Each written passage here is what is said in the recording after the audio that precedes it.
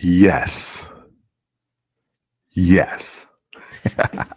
Oh man, it's a Friday night, man. We Friday night live.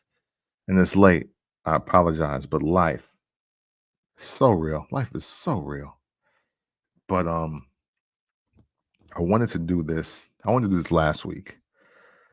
And I still owe y'all the album review on Step Brothers for Life, and we'll get to that. Matter of fact, I'll be live tomorrow. We're gonna find some time. It's 24 hours in the day. I'll find one for sure. But May 23rd, 2000. Very important day. May days, obviously, May days forever and ever. May is the greatest month in the calendar year, if you're asking me personally, right? But I want to highlight May 23rd of 2000 because on that day, one of the most controversial albums ever in life, but definitely the most controversial album of its time dropped, and it was called the Marshall Mathers LP. Keith, up late on Eastern time too. Salute to you, sir. Thank you. Thank you for tuning in. I appreciate it. And I wanted to talk about this album. I was hoping to do it last week, but last week was Memorial Weekend and my mother was in town. And I wanted to really talk about this album. And I know she would have tried to interfere. Wildly enough, happy birthday to my mom. Her happy birthday to my mom. Her birthday is actually today. And she actually really likes Eminem. Like, it's wild to say it because my mom is 67. Like, so she's not like, 50 something. You know what I'm saying? Anyway, hey, let's go. Talking about white rappers and I appear. I like it. I like it. You know what I'm saying? Hey, and you know what? Hey, and listen, you are definitely one of the first white rappers that I've ever respected. So I want to be clear on that. You know what I'm saying? It's like you and MC Search were like the first two. I was like, oh, yeah, okay. They're kind of getting busy. Oh man. But no, I think by now we are all in agreement. Well, I don't know. We're in a new era. And people are trying to tell us now that Eminem is like mid or it's like or like he's not like that guy, but we're gonna celebrate him. We're gonna celebrate his music. We're gonna celebrate one of the most groundbreaking albums in hip hop of this century. Okay, to be clear, May 23rd, 2000, Eminem dropped the Marshall Mathers LP, and we're not gonna waste time. We're gonna talk about the album itself. Saying not necessarily track for track. You know what I'm saying? But because some of these, again, I've listened to this album this week, so we're gonna keep it real about this album. But at the same time, as we keep it real, we're gonna tell you. I'm gonna now just reinforce my statements about an album can have skips and still be classic. No skips is a myth, and how moments are greater than sonics sometimes when it comes to creating any album because it's all art is subjective, right? So I want to be clear on that as we talk about the album. And first we're gonna get to these comments. Yeah, and no, hey, listen, MC Search got busy, man. MC Search, we're gonna be talking 90s, right? Um, what my man from House Party 2, the dude that what was it called? Young Black Americans. Tap tap the ball and twist the cap. That dude, he actually was decent. You know what I'm saying? But no, man, no. Search and Search you. Shout out to Everlast. Everlast wasn't bad. I like the Beastie Boys too. I shouldn't act like that. The Beastie Boys can rap to me. So yeah, you're in good company, man. You know what I'm saying? The 90s, what a time. Moments are greater than Sonics. And I truly do believe that. And I think this album will I think it solidifies a statement like that. So let's start. So look, usually I wait to do this at the end of the live, but we're going to do something different with the format. We're going to get right into it. Why this album is a classic. First of all, I want to be clear. This album is a classic. This is a classic rap album. I don't care what you're into. I don't care how you feel about your own mother personally, or your girlfriend, or your wives. I don't care. I don't care about your um relation to the content and its palatability. This album is still a classic. And why is it a classic? First, and this really has to be said because of the time that we were in, the week of May, Memorial Week or weekend of May, right? This album sells over 1 million copies in the first week. This is not streams. These are not even iPod MP3 downloads like that at the time. It's not even that. It's literally, you got to go to Best Buy. I think Tower Records and Sam Goody, like the last two stores, are available. If you were in Freeport, you could have went to Earwax. If you went to Rockford and went to Media Play, you had to go out and purchase this album. And this album found scanned 1.78 million albums in the very first week. So, for everybody that speaks to, oh, 50 Cent and the Massacre, and Wayne and the Carter Three, and Drake, and what was it? Dag near a billion streams or whatever that first week of what was that? I think it was Views from the Six. This is the album that starts that kind of conversation. And I know we're going to asterisk that depending on who you are. And we're going to talk about that though, because it's important. But facts are facts. He dropped a rap album, and that rap album sold almost 2 million copies in 7 days. And that's when albums dropped on Tuesdays. Okay. Then what's also very important to know about this album is that well, outside of it starting the stats of, platinum in a week, and how that is an incredible feat and how you should be celebrated for doing that, right? But also the album promo for this, like the true album promo, was not the real Slim Shady, the song itself. That wasn't the real promo for this album. That was kind of the byproduct of the album promo. The real album promo was Eminem being subpoenaed and summoned to court as he's battling lyrics and defamation of character lawsuits against his mother for an album we hadn't even heard yet. Now, the Slim Shady LP does exist, and he had some crazy wild bars and an innuendo for his mother on that album. However, she was suing him for not only that, but for what she knew was coming up next. So the Slim Shady LP drops in 1999.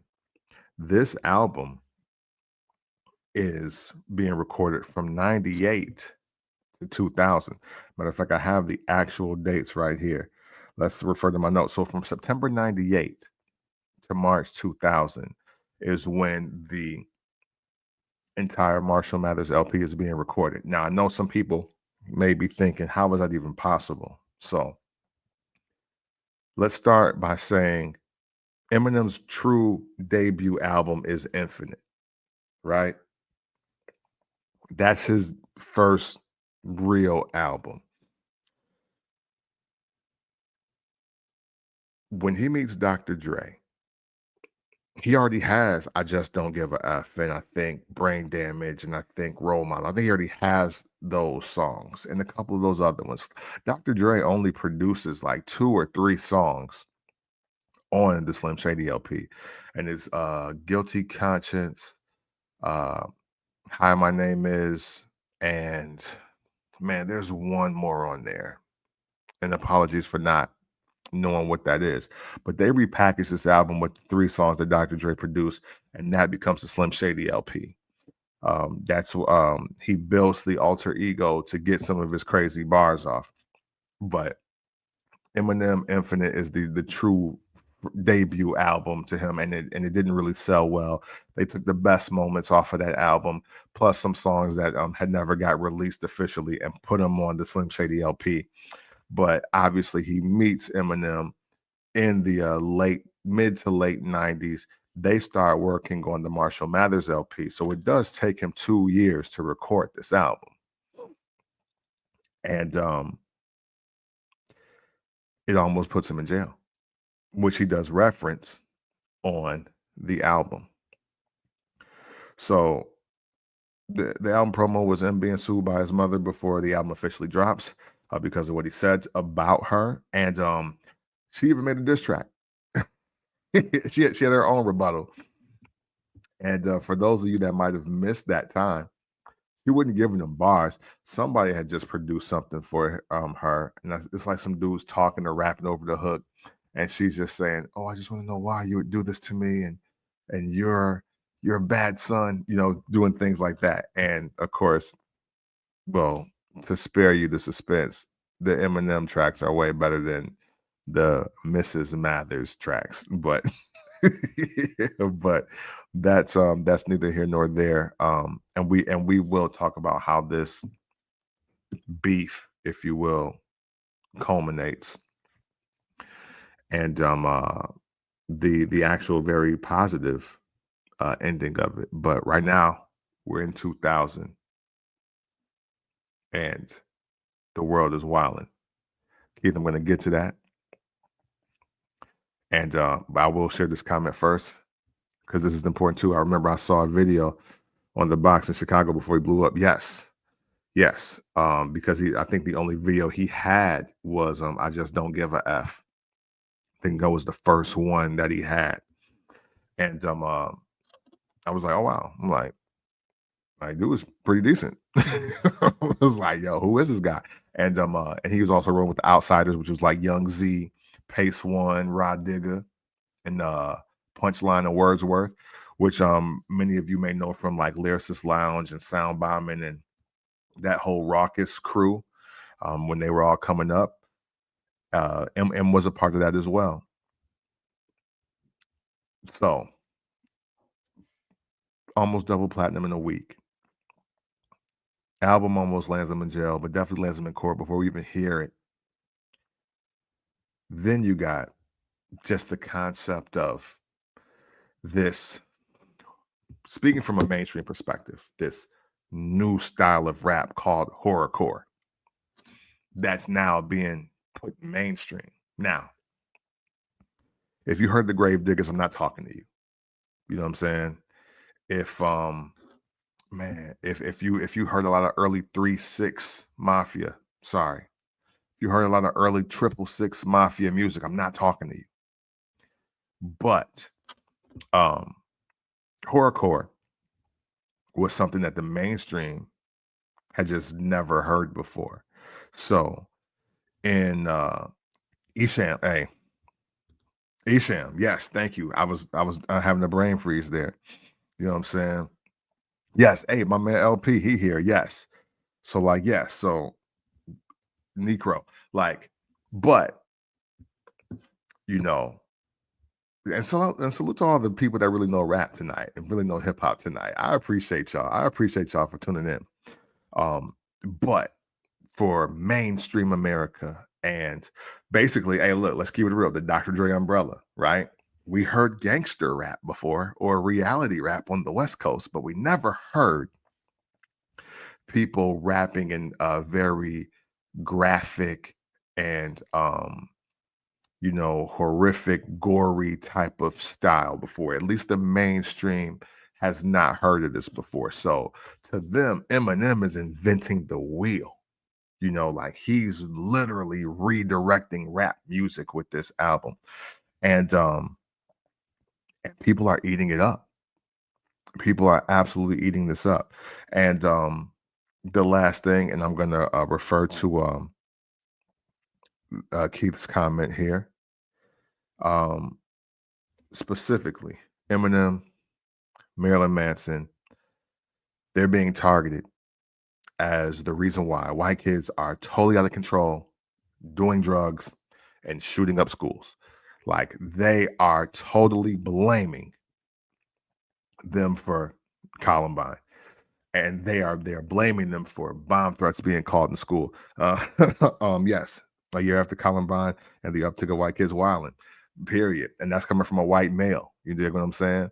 So this was a very real thing. Now we were in Freeport, Keith and I specifically, and these were hot topics in our school, but also at the same time, I want to say I think we only got like the very small sample size of it. I don't think many of the kids in our class or before or after us were this daring. Like nobody really took it too far.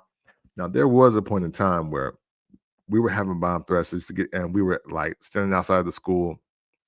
It felt like every 3 days. Like people just trying to go home. People just trying to cut class. And it seemed like every time you get into your work, or maybe as soon as you get dressed for gym class, here come another bomb threat, or here comes somebody threatening to do something to the school. And there was a lot of controversy around that. Um, I'll say that Marilyn Manson was a known artist, but he wasn't like an impactful artist in our particular school. Like I never really seen a lot of people playing his music or really co-signing him as an artist. Now I could be wrong. This could be just me not being well versed in all circles. I was a band geek, so he came up in conversations in band. I seen people getting into goth, like the look and all of that, but I never really seen Dope Show being played at ignorant levels. Um, I remember it was so controversial when uh, DMX and Marilyn Manson did the joint. What was it, Damien 2? I think it is for from Flesh of My Flesh, Blood of My Blood. But he only on the hook. I was for me for all that hype and for all that pomp and circumstance over it. I expected way more. I wanted there to be way more than just him, the snake, the rat, the cat, and the dog. How you gonna live when you're in the fog? I needed way more than that for the way they pumped that up. I needed way more than that. So, you know what I'm saying? Hey, you know what I'm saying? Shout out to Mafia Nightmares on Carroll Street. Yo, still one of my favorite songs in Freeport lore. And on the King, was that the King Zaphanon album? Right, the compilation joint. Yeah, they had some joints on there. But yeah, Nightmares on Carroll Street. And again, yes. So, and I want to say, and I'm not trying to gas, family for the timeline, but I heard Nightmares on Carroll Street and that type of style again long before I knew what the Marshall Mathers LP was going to do. So, you know,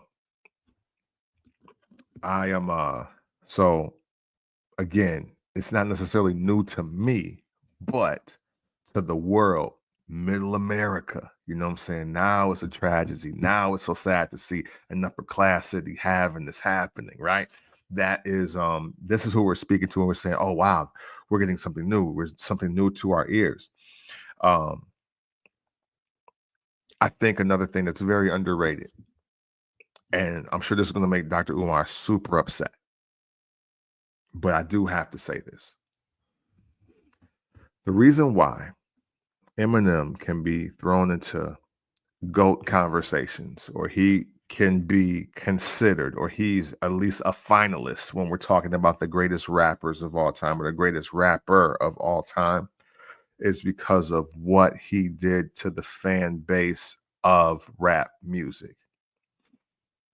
And That's with respect to Run DMC and respect to LL Cool J and Jay-Z, specifically the In My Life, not In My Lifetime, Hard Knock Life Volume 2 album, right?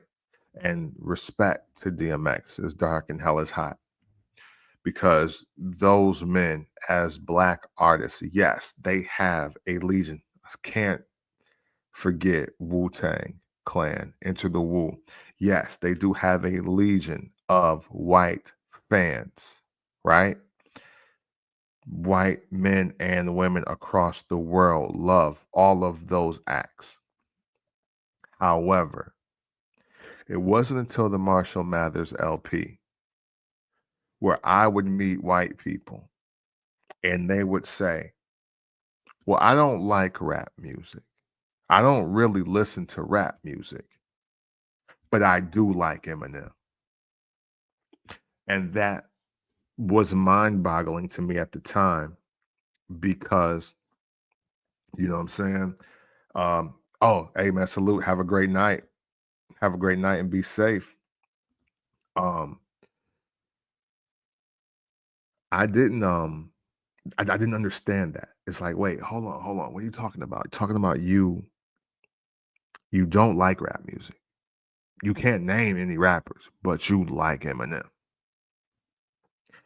But then, as a grown man now, because I was what, 19 when this album came out? Yeah, I was like 19. The concept of it is this: he's somebody that looks like them,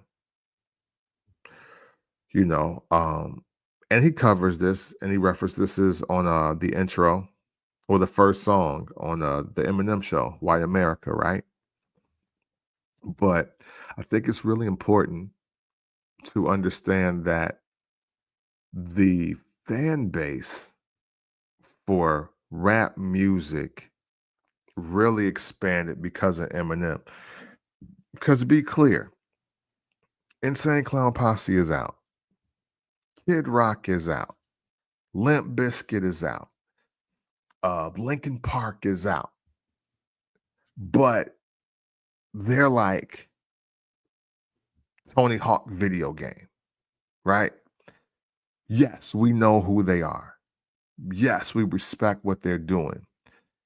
And hey, you know what? We could literally say inversely or reversely that, hey, I don't really like rock music like that. I'm not really into rock music, but I like Limp Bizkit, you know, or yo, that bar with the bar by Kid Rock, I actually mess with that song. That's a cool joint.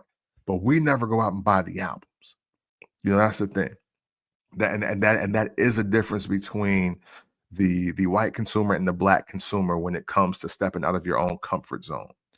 You know, a lot of the reason why singles, maxi singles, and things of that nature exist for black audiences or for black music specifically is because we like the song that we like and we want the instrumental, and that is it. Where a lot of other artists and just other genres, specifically white artists and like the rock or the pop genre, they don't really have a lot of singles.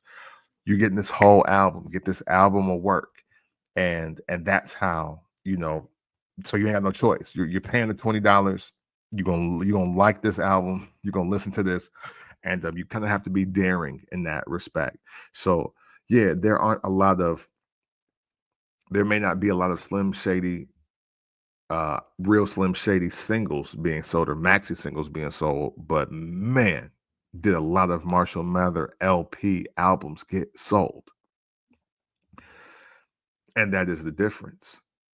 And when you are a singular artist and you put out your body of work, and that body of work becomes influential to the point that it's creating income and new revenue streams that are not being seen in that current genre, it does give you credence as being one of the greats of the genre. Now, I know what many of you are going to say. Well, what about Vanilla Ice then? It's my opinion that had Vanilla Ice not abandoned rap music, that maybe the story about him is different. I also do think that the way Vanilla Ice surrounded himself with black people versus the way Eminem was surrounded by black people is much different, you know, because Vanilla Ice and Hammer used to go on tour. They used to always try to make it a competition, but they were on tour together because they have the same audience. They're both doing like pop rap or hip hop, whatever you want to call it. And but Vanilla Ice's pen was never respected like that. We've respected Eminem's pen from song number one. Whether you like what he's talking about or not, you can't be like, oh, but he can't rap.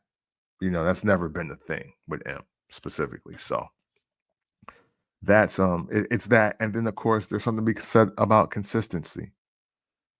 We're what, 25 years from this album, but what, technically 30 years since the first time you probably heard Eminem. And he's what, 12 albums deep? For sure. For sure, 12 albums. I think if you're counting the 12 albums, Bad Meets Evil, and you know, and he's been dropping at a very high clip too, as well as just creating so many different hip hop moments. Em is a real student of hip hop, and I think that gets lost in that recent conversation about why he can't be one of the greats. Now, look, forever and always, Nas is my favorite rapper. I think Nas is absolutely the greatest. So I'm not here to argue for him and lobby for him.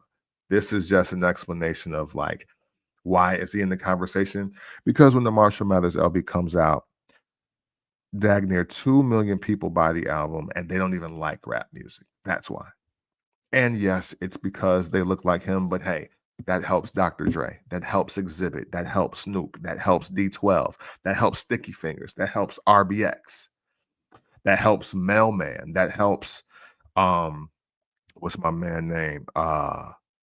Man, 45 King. You know what I'm saying? Rest in peace to 45 King. It's helping out so many black people that we just can't sit here and just disregard it because some of these people, their stock is raised because they're a part of this album. So let's move forward. I hope that was a cool enough explanation for y'all. And I love to talk about it. And again, this is not me saying that Eminem or Eminem is the greatest, but I do understand the argument. I still do think he's the greatest rhymer of words, but we'll talk about that later. So we've established why it's a classic, right? I want to challenge now. I want to challenge the thought process that this album could not come out today. People will challenge the fact that, oh man, the Marshall Mathers LP, that was a different time. You can't put out an album like that, man. He'll get canceled. You can't do that. And you can't do this and that. You can't put an album out like this and make it today. And I think you're wrong. I think you're wrong. Why do I think you're wrong? Because the same thing that you're saying today is the exact same thing that people were saying 25 years ago. Be clear. This album comes out post Andrew Dice Clay.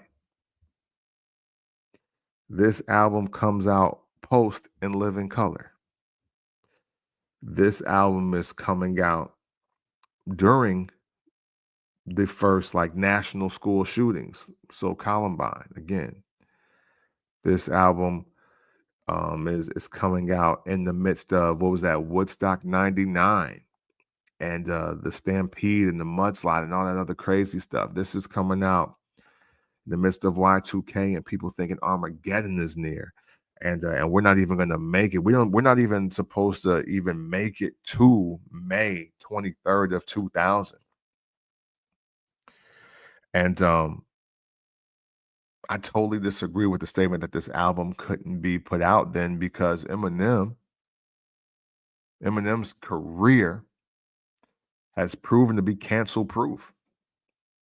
He's still saying a lot of the same things today that should have, quote, got him canceled, but he doesn't. Let's dial back though. Let's really go back to that time. Again, I was 19, so I see the world a little differently than a lot of people maybe understand today. But this was the first album that I saw drop, even just from the single. Like he's attacking other just white artists, right?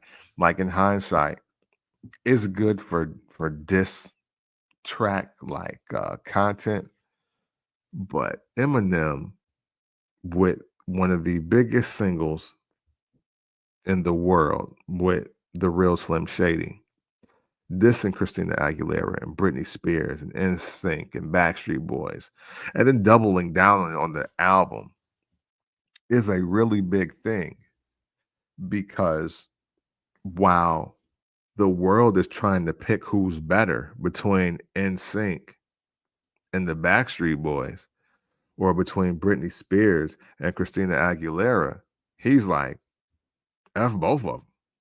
F everybody. I don't like any of this. He was like, this is sissy music. So he's making it clear, I don't even mess with the white music that's out. And that's a powerful statement for people for young kids that are going diamond. Like, it's like, bro, who are you? Who are you to even say that? Have you even sold enough records to talk like this? And it didn't matter because he put himself in the conversation, even with really being unproven. Don't get me wrong. I think the Slim Shady LP sells like 3 million, but I mean, Britney was doing that off of off of B-side at the time. Like NSYNC.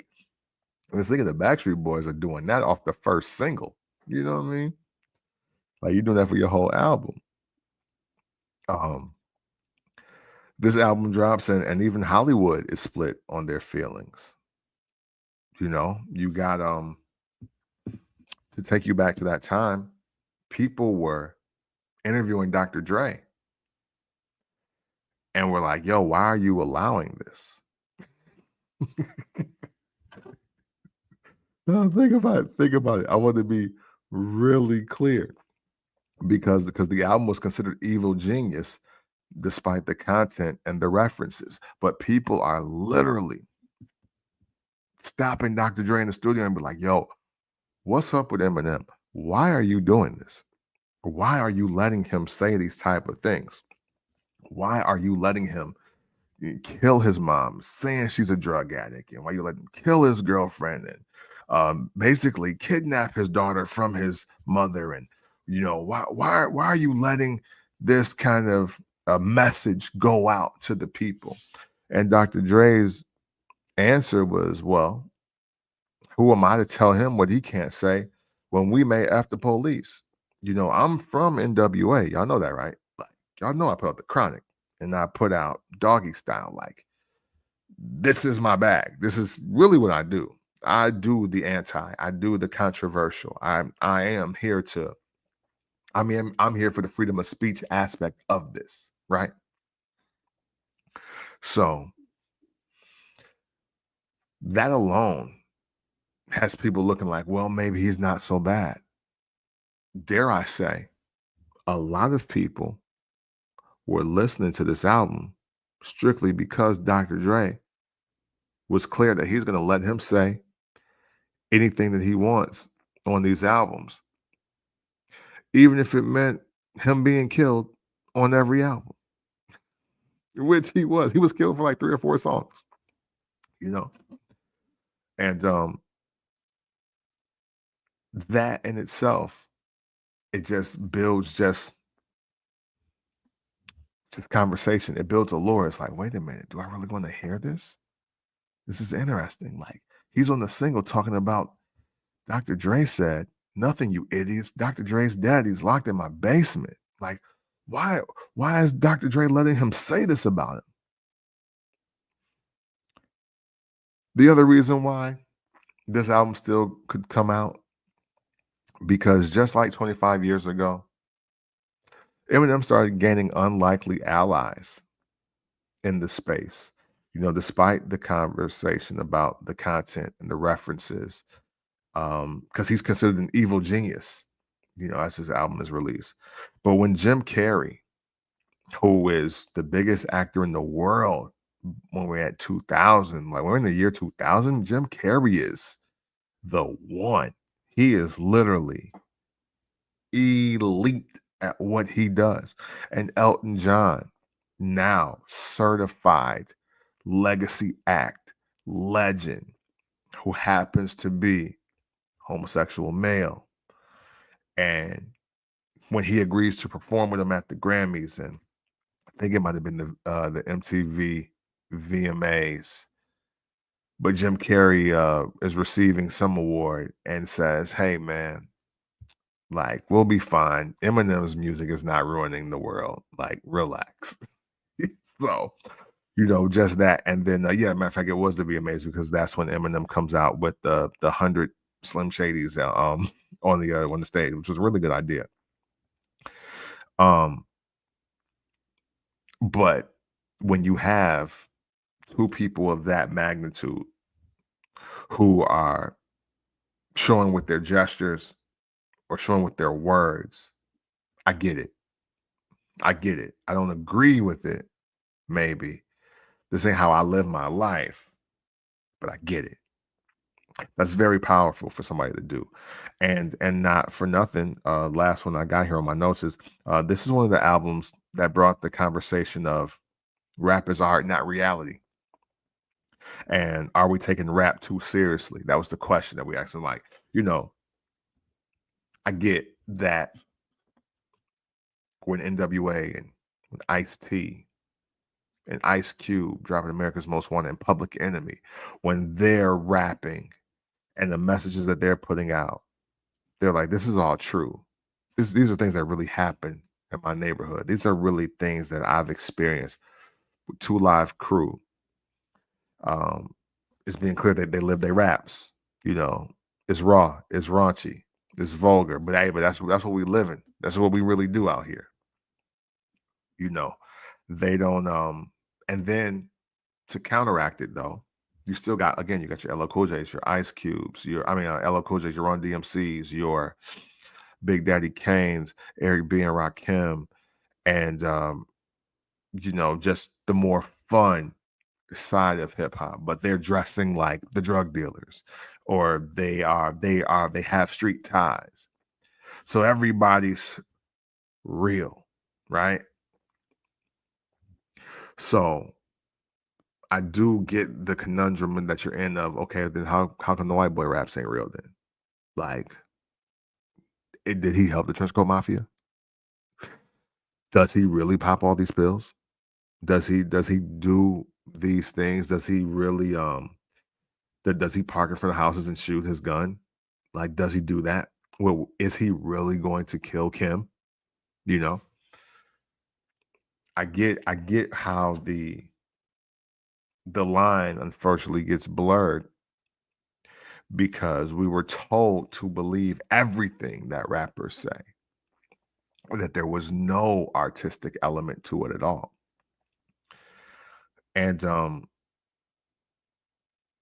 not for nothing, it is clear that as you listen to this album, you are taking rap too seriously. And he covers that in the track list, which we'll get to now. Like, listen, first of all, there's heat on this album. I do miss the public service announcements. I do miss those. Those were honestly, they're so brief, but they were so cool. I think the public service announcement is one of the most creative and clever things to do to open up an album personally. They were going to kill you. Again, this is shout out to my man JR Bang, because once we meet in real life, this is like 5 years removed from this album. He's saying Kill You is the only song that he likes from Eminem because of the hook. He was like, yeah, this is the only song I like from Eminem. I don't like Eminem. But I do like, "You don't wanna F with Shady, 'cause Shady will F and kill you." And he was like, "That's the only thing I like." I'm like, "Okay." Um, Stan. Stan is one of the greatest storytelling rap records ever. Personal opinion, I don't think you can take it out of a top 10. Even as I scan through my mind, and as much as I love Nas, I don't think you can take it out of the top 5. There is there are so many rap storytelling records that exist, but for me, man, if you don't have Stan up there with Children's Story, out of respect, Rewind, and really, man, I mean, Kendrick has told so many stories, but I will say, Sing About Me came up in my mind as I thought about just some of the greater storytelling records, like Period. Joyner Lucas does a lot of great stories, but matter of fact, I think my favorite one from him is actually Broski now. After listening to the last album, but I'm curious to see how his storytelling records age. They obviously went viral, but how will they age? Where will we be talking about Joyner Lucas storytelling in 2035, in 2045, 2050?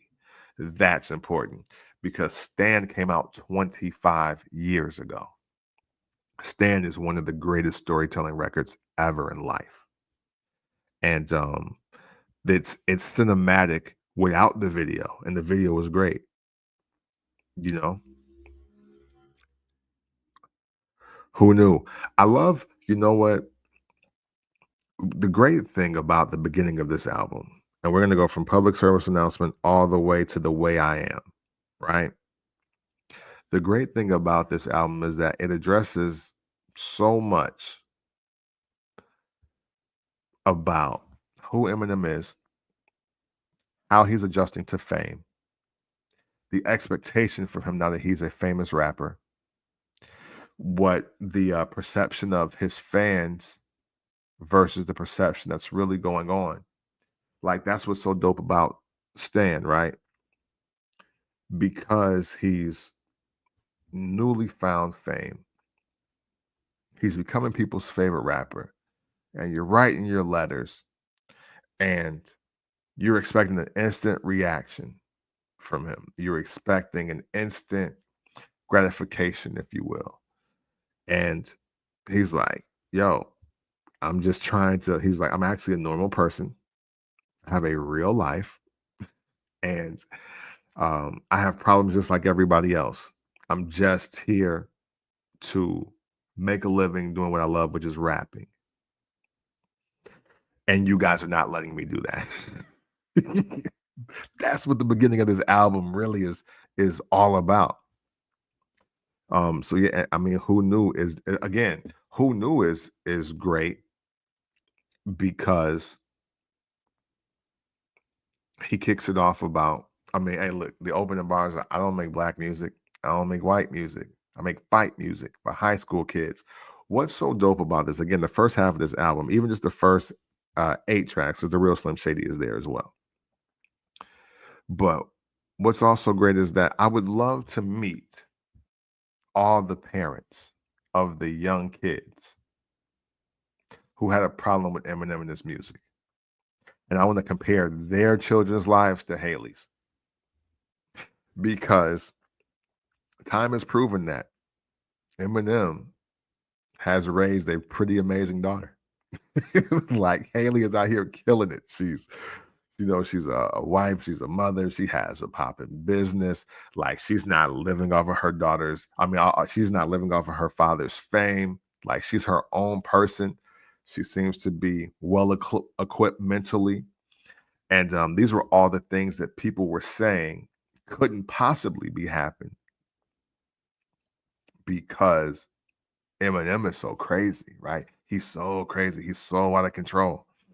But yet, you know, time has proven that his children, because he has another daughter as well, have grown up to be pretty decent human beings. And I hope the people that criticize Eminem are able to say the exact same thing about their children. No excuses. Because just because you're born with money, or you come from money, or you have famous parents, that doesn't mean that you're going to be a success. That doesn't entitle you to respect. That doesn't entitle you to anything. You know, look at Michael Jordan's sons. You know, it could be different out here for you. It could be different. That's all I'm saying. Oh, yo. So from Who Knew, The Way I Am, one of the greater rap songs that exist. Another storytelling record too, by the way. When you really sit and listen to it. The Way I Am, I love the interpolation of the Rakim bar. I'm the R, the A to the K I am. If I wasn't the Y, would I say I am? I love the fact that Eminem does that again, proving that he's a true student of hip hop. He's a true lover of the culture and the craft, and it's flipping that video groundbreaking, had Marilyn Manson in it. Again, talking about just his journey as being now this platinum plus rapper who nobody cared about just 2 years ago, 2 or 3 years ago. He is adamant about that in the first few tracks of this album. He was like, "Yo, I was nobody." It was like, I was nobody before before Hi My Name Is, and nobody cared about me. And even though he probably, well, no, I mean, hindsight is 2020. Eminem probably didn't expect to. I would love to ask him, did he even expect to live this long to see his success? Because even in The Way I Am, he's like, I'm not going to be able to top what my name is. And I'm like, man, you beat that with the song that you're saying that on. You know what I'm saying? Like The Way I Am, Stan, like Real Slim Shady, like he super exceeded that. I don't think anybody's respectfully, I don't think anybody's asking to hear anything from the second album, the Slim Shady LP. People aren't really looking for that because of how great this album's moments are. And then we get into some very cool horrorcore. You know what I'm saying? After we get to the single again, Real Slim Shady, Pop Stars Are Under Attack. He does Hi My Name Is on steroids. And that's literally what it is. I remember I got a little cousin, well, a younger cousin, he's a grown man now, who tried to perform the Real Slim Shady at the family reunion. And man, once he got to, y'all act like you never seen the white person before, jaws on the floor like Pam when Tommy just burst in the door and they cut his mic off. It was hilarious. But he was killing it though. He was killing it. He was upset. He was like, yo, come on, let me get yo, come on. This is the song. I told you I was gonna do this. It was great. It was great. But yeah, I mean, listen, the Real Slim Shady. Do I need to talk about that? I don't. No, I don't. Um, then we get to the horrorcore, man. Remember Me with RBX and Sticky Fingers.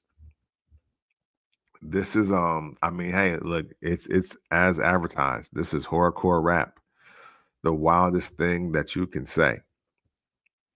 I will say I love the rhyme scheme of came home and somebody must have broken my back window and stole 2 loaded machine guns and both of my trench coats. I was like, yo, like this dude is nuts. Like, this is nuts. But um again, Eminem's performance on this is insane. I'm back. Um I'm back much like Remember Me. Well, no. Because I love the beat on Remember Me, actually. I'm Back is one of those joints that you change the beat on this, I probably listen to it every single time. But I don't love the production on I'm Back specifically. But he going crazy. He's spitting. Um, again, takes another I think 7 MCs, put them in the line. From Rakim, it's a reference. When he has I don't know. I know he's referencing the other Columbine students and put them all in the line, grabbing an AK-47, a revolver, a nine, and then so I don't want to repeat it. But if you know what I'm talking about. We'll go there. Um, Marshall Mathers. Marshall Mathers, the song was my favorite song on this album. It was my favorite song like when I first heard it. So in 2000, because I was like, yo, this guy, this guy is crazy because I didn't know one that I could enjoy a diss track that much. And I think we leave out Eminem on diss tracks when I think he has a couple of them that are in the top 10 if we were really being real. Because I got Quitter and Marshall Mathers as two of the greatest diss tracks of the 2000s, like, period. Like, there's not a lot of diss tracks that's messing with that. Um, and literally, he dissed everybody. Now, granted, he take one verse off, and seeing that's what makes it so great because the way the song starts off, you don't you don't think nobody's. It's just more horrorcore rap. It just sounds like that. But man, when he get to the second verse, Vanilla Ice gets it. His mom gets it. ICP gets it. And and I was like, yo, oh, this is a diss track. He even dissed his mom lawyer on here. So there is that there this diss track is it's technically just one verse, but man, the the art of it, the art of saying so much within 5 minutes. He said so much within this 5 minutes. And it's cliffhangers for the entire song. If you're a fan of just rapping, he's great. If you're a fan of controversy and just talking ish, it's great for that. It's great for just anger and aggression. Like this is one of the most complete, emotionally complete songs that you can find, especially on this album. I love Marshall Mathers, the song. Cause I'm just Marshall Mathers, Marshall Mathers. I'm not a wrestler guy. I'll knock you out if you talk about me. Come and see me in the streets alone if you assholes tell me. Man, it's fire. And he's singing on the hook. Come on, man, that's fire. Hey, and but Quitter uh is I love Quitter because he's straight out there. Even when they break into the hit 'em up, remake or whatever, it's cool. But no, man, Quitter is one of my favorite diss tracks. Period. I want to be clear on that. If you've never heard Quitter, look it up, man. He let Everlast have it. You know what I'm saying? You're a quitter and you're bitter because I came along. And your days of house of pain are gone. And if you talk about my little girl in the song again, I'm going to kill you. I'm going to kill you. It was fire. Sorry. I love it. When you can harmonize death and you can harmonize a death threat, I'm here for it. Always here for it. Never be mistaken. Ken Kniff the skit, gross, but it's kind of funny. I don't really get into that kind of humor, but again, I don't need to hear this. But it's funny. I get what he was doing. Again, more ICP slander. Drug ballot. Again, I don't know. I have a love hate relationship with this record. Drug Ballad is like I love hearing them rhyme, but I don't love this production. I don't really love this song, but I get it though. I get it. Amityville. I am not a Bizarre fan, but I love this beat. I love the do da do do da do da do. I love that. Like the elements of this song are so great. I just wish they would have did something else with it.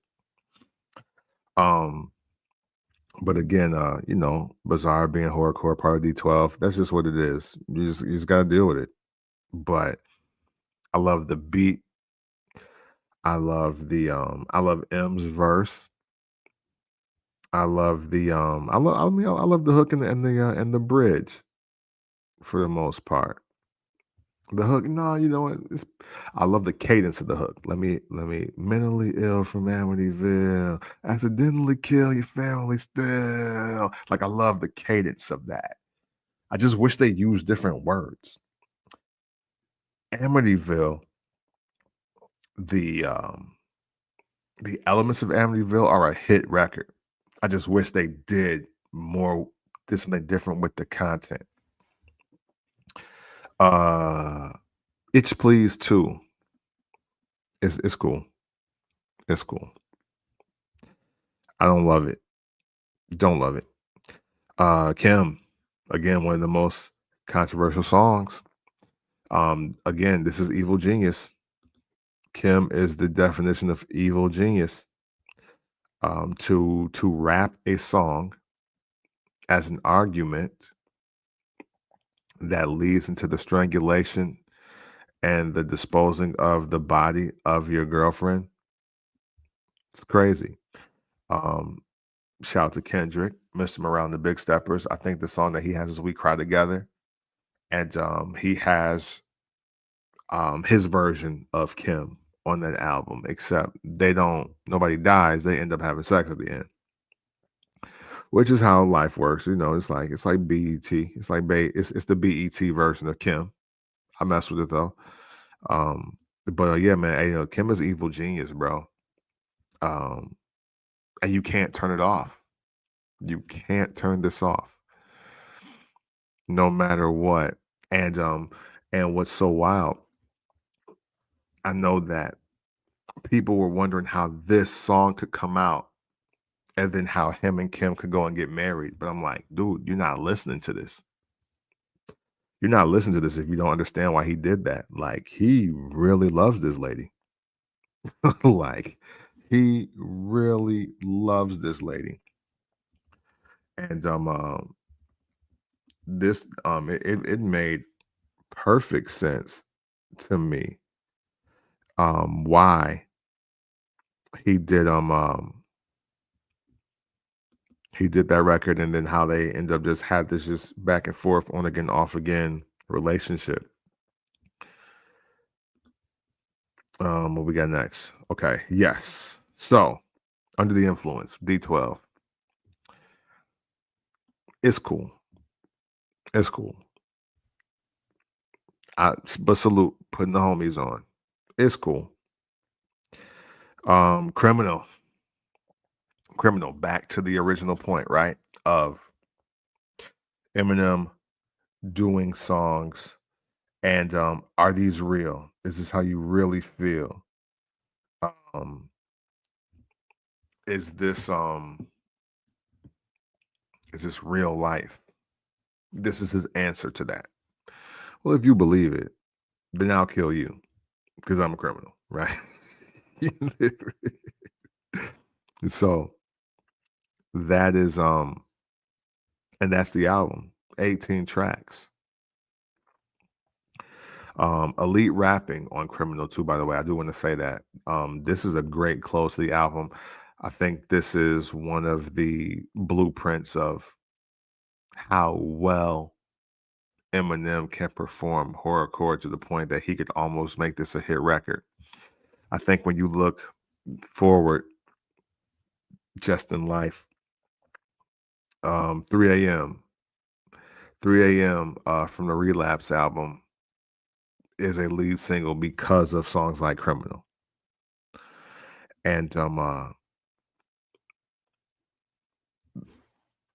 M was, I don't want to say ahead of his time because he didn't originate any of this, but I think this is where being in the Interscope, Aftermath, Umbrella, and Tutelage,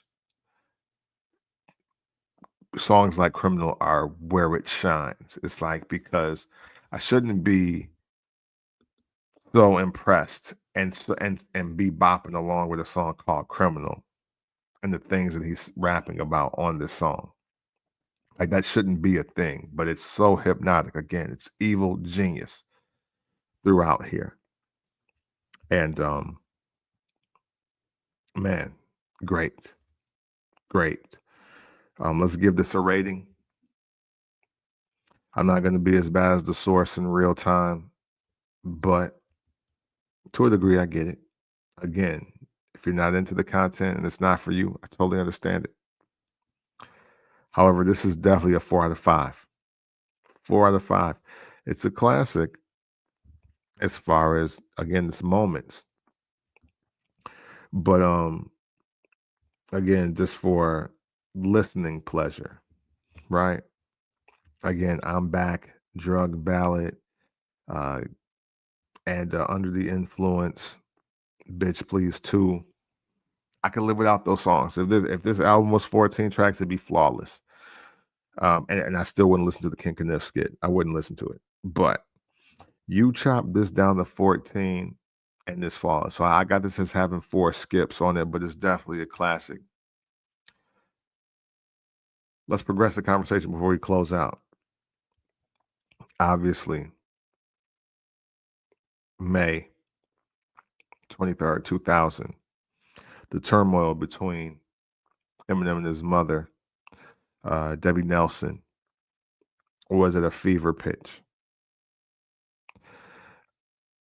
I was really happy to listen to the Marshall Mathers LP too, to hear that they had reconciled and made amends, you know, and that they at least were in a very peaceful place. So it was sad to see that on December 2nd, 2024, so literally just recently, um, Debbie Nelson has unfortunately passed away. You know, she was 69 years old. But I do love the fact that we can come from a place where all of this controversy looming around this album is literally stemming from his relationship with his mother. They were able to reconcile, and hopefully, she's resting peacefully because of the amends that they've made and their relationship being better, and him having a greater understanding of her side as well as his side, and that's amazing. Again, music is therapeutic for a lot of artists, and I'm glad that in this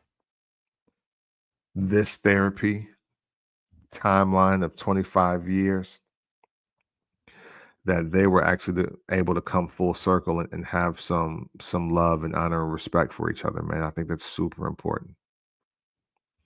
Super important. So I'm really glad with that. I don't know if he's made amends with Insane Clown Posse, Vanilla Ice, Everlast. Um, I don't know. But I am glad that he made peace with his mom. I'm not even sure about Kim, to be honest, either. But salute to M for being able to reconcile with his mother before it was too late. That's awesome. My final thought on this album is it's just this one thing. This is the craziest thing about this album for me. The craziest thing about this album to me is that, as good as it sounds, even to this day, Eminem is a much better technical rapper today than he was from 98 to 2000 when he wrote and performed this album. Not every rapper can say that, especially when 25 years ago you were considered one of the most feared MCs in the world. Very few of the rappers that we have grown up with and loved are truly better at rapping than they were when we first heard them. And that is reserved for the elite. It really is. I would love to hear. Well, I mean, I guess we did hear some of it with the Marshall Mathers LP too, but more importantly, though, I would love to hear how M approaches these beats, these same beats, with his sober, established superstar, just uncanny rhyming ability that he has right now. Like, I want to hear him rap on Amityville now. Keep it da do do da do, but give me something. Give me something else on that beat. I think he slaughters this. I think it's 100x from what we've originally heard. And I know Eminem gets a bad rap for just being rapidy rap rap rapidy rap rapidy rap right now from this new era, this new generation. But man, I want to I want to say, man, y'all better appreciate this. You better appreciate somebody that gives two damns about rapping, bro. Because the other side is not fun. I love the fact that M raps for sport, that he raps because he can, because he raps because he thinks he's super nice. And I love that even 25 years from his one of his biggest albums, if not the biggest album, because the Eminem show might be might have sold more than this. It might have. But I am just happy that you can tell that the passion to rhyme is still in him and not on him. And he can still deliver lyrically. And again, for the people that criticize him now, hey, look, you don't get it. You don't get it because the style hasn't changed. The skill has just evolved. So I'm never going to attack Eminem for the way he raps or what he raps about because if you've been here since Infinite, it makes perfect sense to you. Not only that, though, there's a lot more subject matter that he's covering than people realize. I think you hear songs like Rap God or other joints like that, and you just assume that he's not rapping about anything. But the Recovery album is full of content. Even though it's not my favorite encore, it's full of different content. Revival, I think that's a better album than people realize. So there's a lot of actual real life content and real storytelling. Eminem Show is still my favorite Eminem album. And I think we need to really start appreciating Eminem more. Part of that is listening to his albums with your adult ears, away from the hype now. Now the hype is gone. Now you're listening because you want to, not because society is telling you, oh, you got to hear this Eminem album. Or, yo, have you heard the Eminem album? Now you don't feel force fed. Now you can sit and really listen to this. And I want to see your response. I want to see your thoughts now. Look at how much he's covering on this album in the midst of all the madness and the crazy lyrics. I honestly think you'll be pleasantly surprised. That's going to do it for me. Thank y'all for tuning in whenever you decide to tune in. Greatly appreciate you. Listen to the Marshall Mathers LP too. And because I probably won't do a review, it was the 20-year anniversary of Common's B album. But I've already done a Common album. But I don't know. We still got some year left. I should have make some time. Maybe we'll talk about it later. But until then, man, please be safe whatever you do. And know that always and consensually, it's love.